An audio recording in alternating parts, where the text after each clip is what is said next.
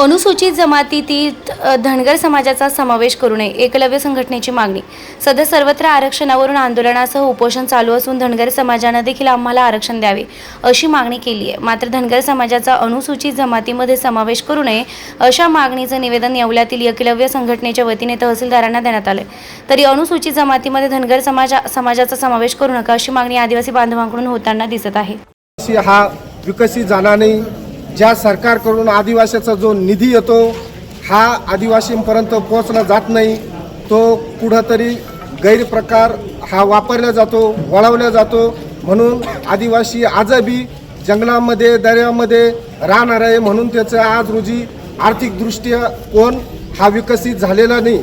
आज आदिवासींना शासन म्हणतं आदिवासींना भरपूर योजना आहे, बजेट आहे, परंतु हा पैसा वळवल्यामुळे आदिवासींचा विकास होत नाही। आजही आदिवासींना घरकुल राहण्यासाठी नाही, ज्या जागेवर वाड्या वस्त्यांवर लाईट नाही, पाण्याची व्यवस्था नाही।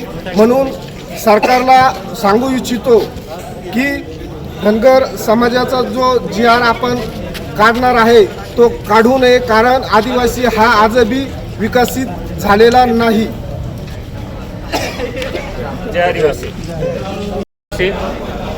आत्ताच धनगर समाजाची मागणी आहे का धनगर समाजाला अनुसूचित जमातीमध्ये प्रवेश मिळावा, म्हणजे ST वर्गामध्ये प्रवेश मिळावा।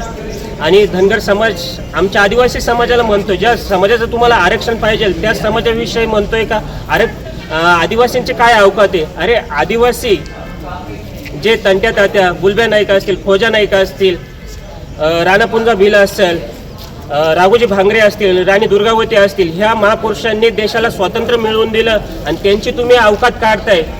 आणि ज्या आदिवासी समाजाचं तुम्ही आरक्षण मागताय, तुम्ही म्हणताय का धनगड आणि धनगर हे एकच आहे। मध्य प्रदेशामध्ये जे धनगड समाज आहे तो औरंग जातीचा, जे आदिवासी समाज आहे त्याचा तो ग्रुप आहे आणि धनगर हे वेगळे। आणि म्हणता का डॉक्टर बाबासाहेब आंबेडकर कडून चूक झाली। अरे ते विश्वरत्न डॉक्टर बाबासाहेब आंबेडकर यांच्याकडे 32 डिग्र्या होत्या, त्यांच्याकडून चूक होण्याची ही शक्यताच नाही। तुम्ही फक्त नाम सदृश्य असल्याचा फायदा घेताय। त्या ठिकाणी धनगड आणि धनगर समाज वेगळा आहे, त्याच्यामुळं आदिवासींमध्ये धनगर समाजाचं आरक्षण सहन केल्या जाणार नाही। धनगर समाज आदिवासींमध्ये आरक्षण का मागतोय?